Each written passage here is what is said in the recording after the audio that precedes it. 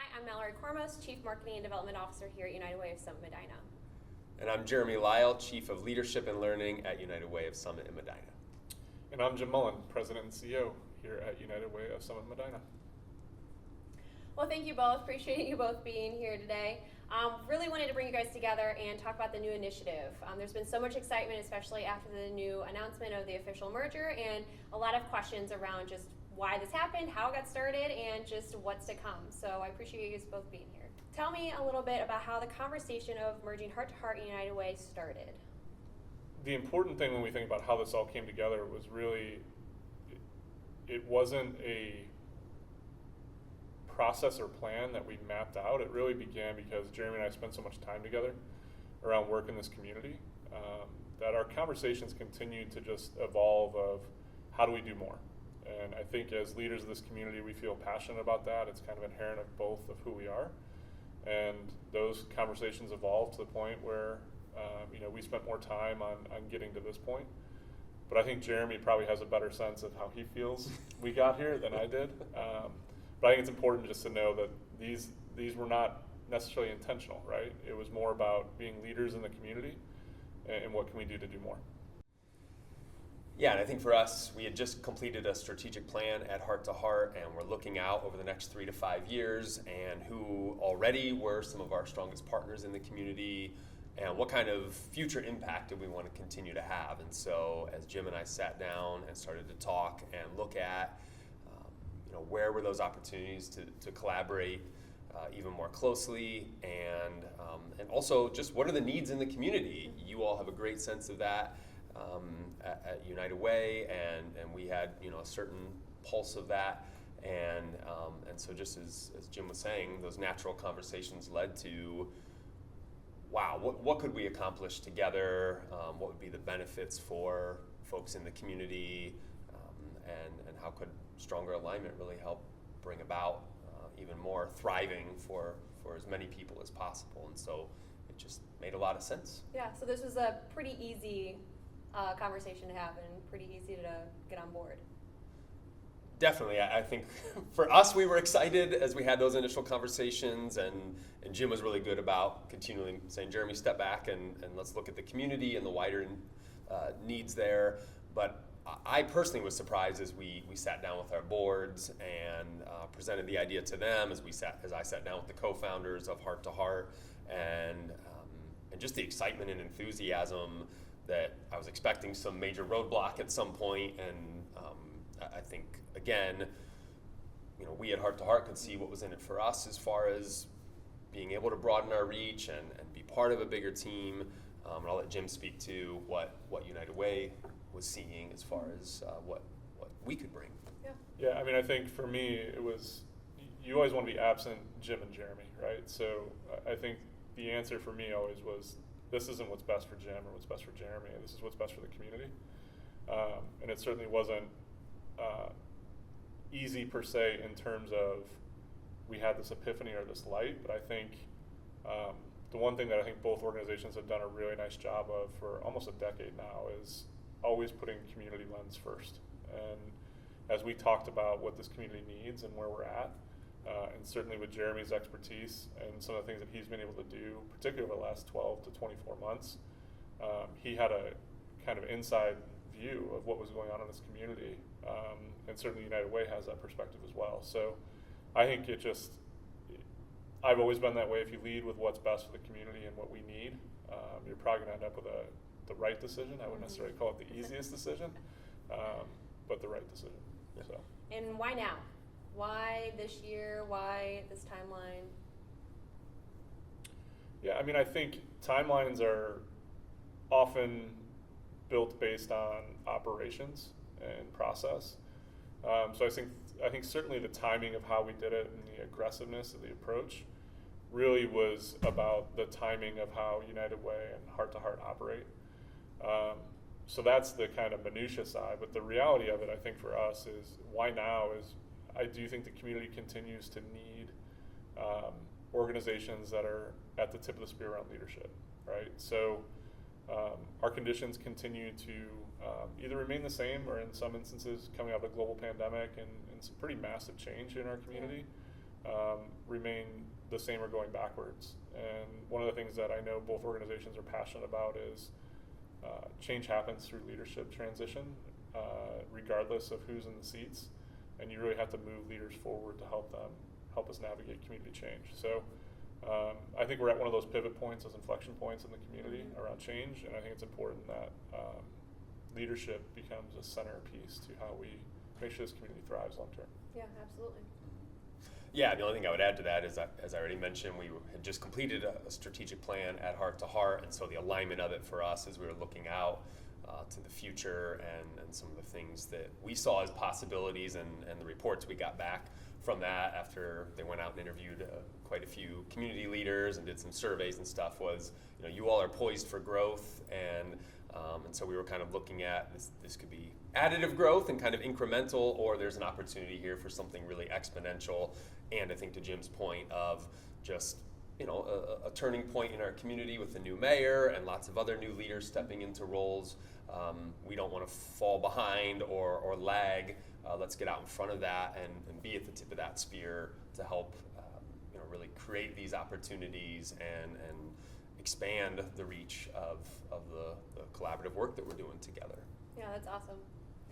And I know, too, you at your Heart to Heart breakfast recently, you announced the new name and the logo, and how did that come about?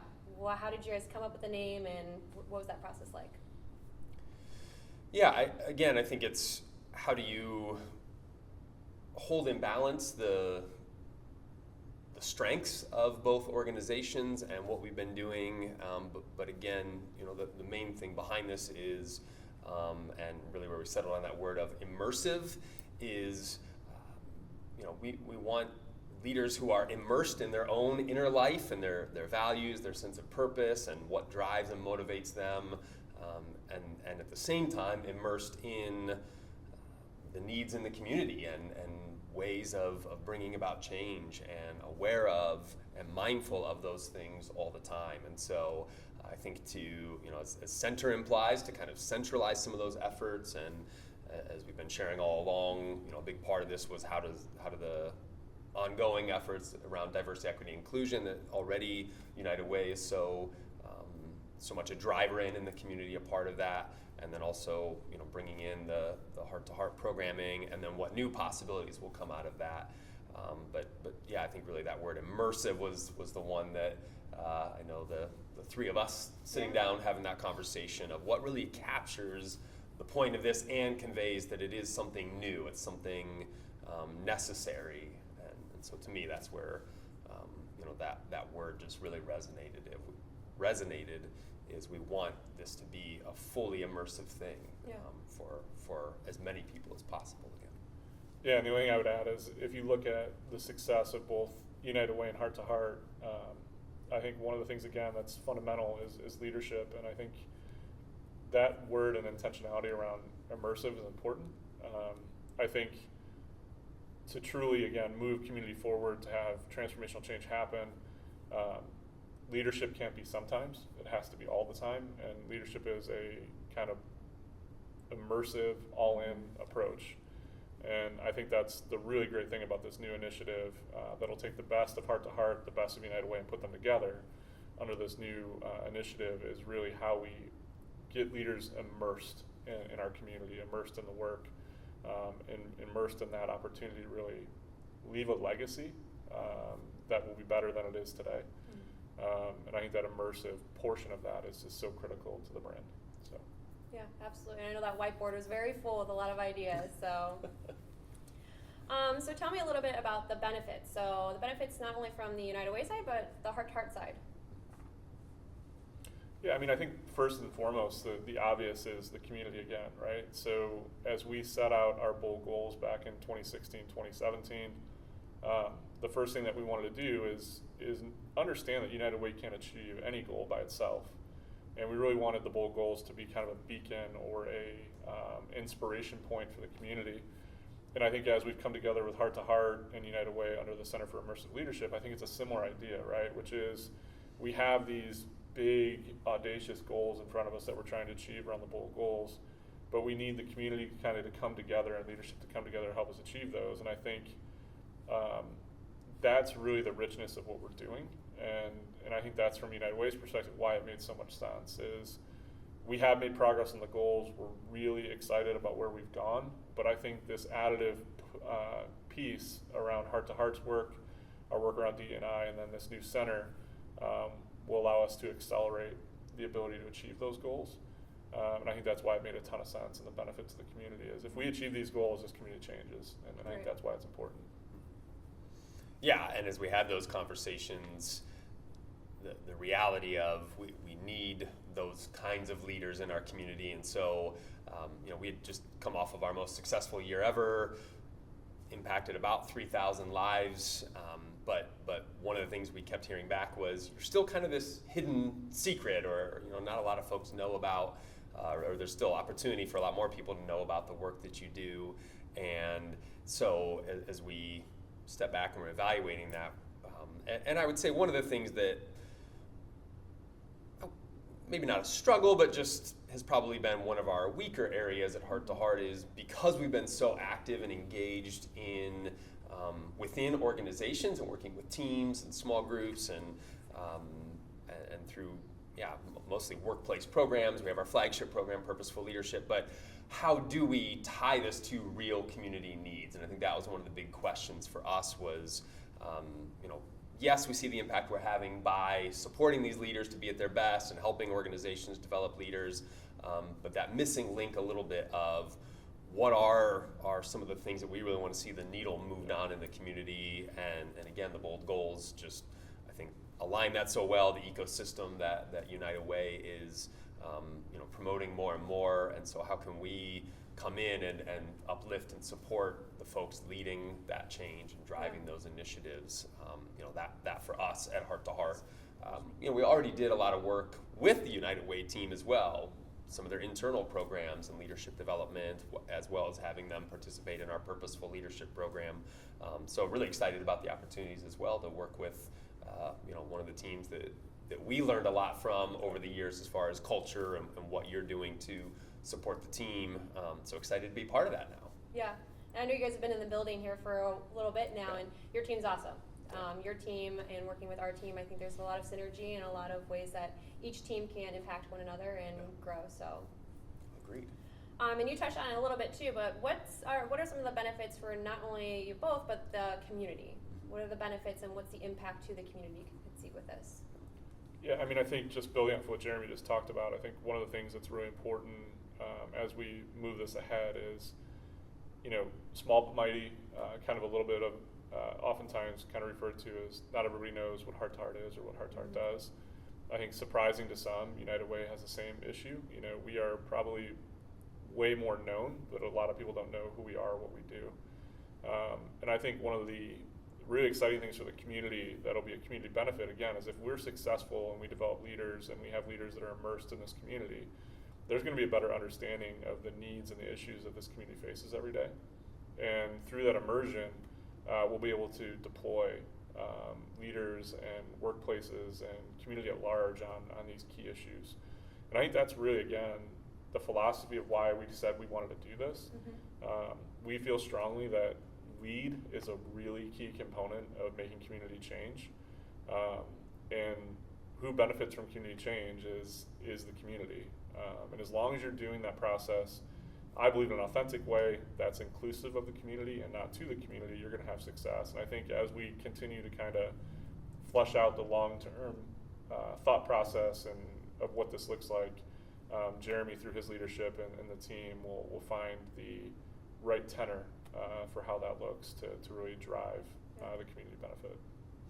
Yeah, and I don't know if I'm getting ahead of myself here with any other questions that you may have, but one of the things I am hearing a lot is what's different, what's new, what are we going to see? And I keep telling people, hurry up and wait a little bit. We did have a pretty short timeline on getting this up and launched, but also giving ourselves some runway to really integrate into the team here, and especially working with Andre Campbell and the Diversity, Equity, and Inclusion team. So I think the benefit to the community is everything Jim just said, and new initiatives, new programs that we're going to be able to offer by combining those strengths that will, we'll do some listening and taking into consideration what folks are looking for, but then be able to move on that with a bigger team and more resources behind the desire for those things. So really excited about that too. Yeah, perfect segue actually, because United Way of Summit Medina, and then I know Heart to Heart utilized other counties around the area too. What does that look like? Or is the new initiative going to go to Medina? Or are we going to be in other areas? Yeah, I think that's a great question, because I've gotten some of those questions as well. Like, so, can we still book this program? And if we're not in Summit County or Medina County, can we work with you? And yes, the answer is yes. We can transcend all of those things, as we always have done, and so continue to reach out to us, and would love to look for new ways to explore those kinds of things. And I do think one of the opportunities there as well is, yes, we've started some initial conversations with the folks in Medina, so looking forward to partnering. We know they've got some programs there as well, but broadening, I think, wider into all of Summit County and Medina County and beyond. New communities that maybe programming right now isn't as focused on, where we can develop some new partnerships and strengthen what already exists too. Yeah. Yeah, I mean, I think have bag will go wherever we're asked. I think that's kind of the mentality around this new center is certainly United Way is bound in some respects to our geographical alignment of Summit Medina, but from a programming side, where Jeremy and his team or Andre and his team are asked to go, we're going to try to deliver. I think what I'm most excited about is the continued growth of Medina, right? So it's been a little over 4 years since we have taken on Medina. And I think this will be another expansion of programming. And that's, again, for us, really important at United Way, because it's one of the promises we made is that Medina would continue to see needed and necessary opportunities for community benefit. And I think the Center for Immersive Leadership, again, is another opportunity for people in Medina County to invest and be part of something through United Way. And I think that's really important, and shows again that we're serious about the growth in Medina County. Yeah, that's awesome. One other thing I would just add to that too is we're sitting in this beautifully renovated new space, and just the Sojourner Truth Plaza just outside the doors here and everything. There's also, I think, some exciting opportunities as a center to bring people together and pull in from some of the best resources in our region and beyond as well. National voices and leadership as well, to help convene and center some specific topics and subjects that will just be new opportunities that I think come from that as well. Absolutely. For sure. And then the last question, two-pointer here. So we officially just announced the merger June 1st, and what do the next couple months look like? What are the goals that you guys foresee you want to accomplish? And then what do you envision this initiative to look like in the next couple years? Is it going to grow? What do you think it's going to look like? I think Jeremy said a little earlier, I think the best laid plan is one that starts with the community again, and I know I'm being repetitive, but certainly taking the richness of what Heart to Heart has done and making sure that's continuing, which I want to make sure is stressed, is the programming of Heart to Heart is not going away. It's going to continue. And then being additive with the work of our bold goals and our diversity, equity, inclusion work, I think there's going to be, and I mean this sincerely, a limitless opportunity for how we engage the community around this new initiative. But I think we also need some time, right? So I think in the immediacy, we have staff that's been impacted on both sides of the organization. Yes, Heart to Heart has been in our building, but they're no longer a tenant, they're part of the team. And I think there's just some natural adjustments that need to happen. So I think initially you're not going to see a whole lot. I think in the first month to 2 months, it's going to be a little bit of just transition and business as usual for the organizations. I think as we get into the fall and as we get into the winter, you're going to see us reaching out more to the community to kind of understand what type of offerings are needed, what can be augmented by what already exists, and then what other ideas do we have to move this initiative forward in a way that, again, identifies the goals of the shared organization with the needs of the community. I think that's the exciting part. I really do. I think working with the community, working with leaders in the community, working with the individuals who are in needs of services is really the secret sauce to what is made United Way and Heart to Heart Mhm. work. And I think the collective of that is important. And I'd be remiss if I didn't mention this too. I know it's an earlier question, but I'm going to tie it to your current one. The seed of this conversation actually started over 5-6 years ago with Phil Yeah. Maynard. And Phil sat Jeremy and I down and said, like, why are you all not working more closely together, and how do we make that happen? And I think, although Phil has passed and is no longer here, I think the seeds that he's sown are evident throughout this community on a routine basis. I think this is evidence of that. But I know Phil always would say to me, pretty regularly you can't fly the plane without a flight log and a map, and I think we want to make sure that we have the destination determined before we get on board that plane, and I think that's the right approach. So I think initially you're not going to see a whole lot of huge difference, but I think over time it's going to be pretty special. Yeah, and our team is booked pretty solid through July anyhow, keeping up with things that were already in place and things even into the fall. So yeah, to that point, when our programs are staying, they're still going to be offered in the same ways and modalities that they were, as well as the diverse equity and inclusion programming.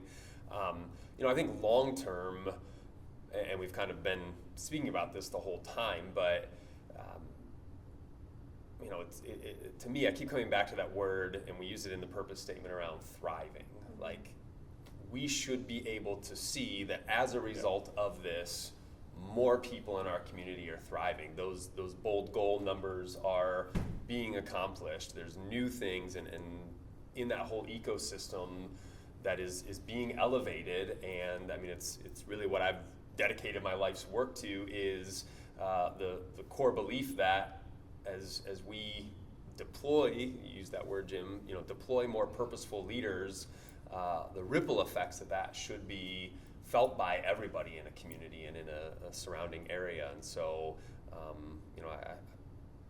that to me is the long-term vision that we should hold ourselves accountable to. Mm-hmm. And just quickly additive to that, I think the other thing with this that's important is when we say leaders or leadership, it's not titles, right? So I think one of the things that often when people think of leaders, they think of, it's a person running a company or an organization. I think one of the things that we have found and why we're so excited about the partnership and coming together is when we do engage with people who are leaders, whether it's young professionals, young people in high school, neighborhood leaders, corporate leaders, when they see the work that we do and they see the bold goals in action, almost immediately the next question is, what can I do? What's next? Mm-hmm. I think this answers that question long term. I think we're going to have much greater depth of opportunity to engage those individuals who want to do or learn more around the Center for Immersive Leadership to get them invested in community change and a thriving community.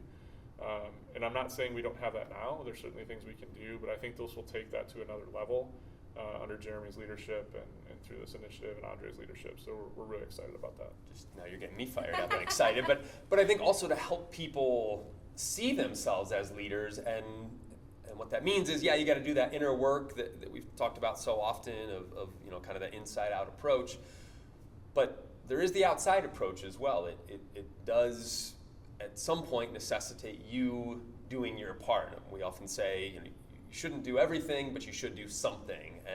And so I think helping people to see, hey, I am a leader in my own right. What should I be doing, and how can I give back? And again, the more people we can inspire and repower in that way, the better everything's going to be. Yeah, it definitely opens up the doors for more opportunities for anyone to get involved at any level in their life.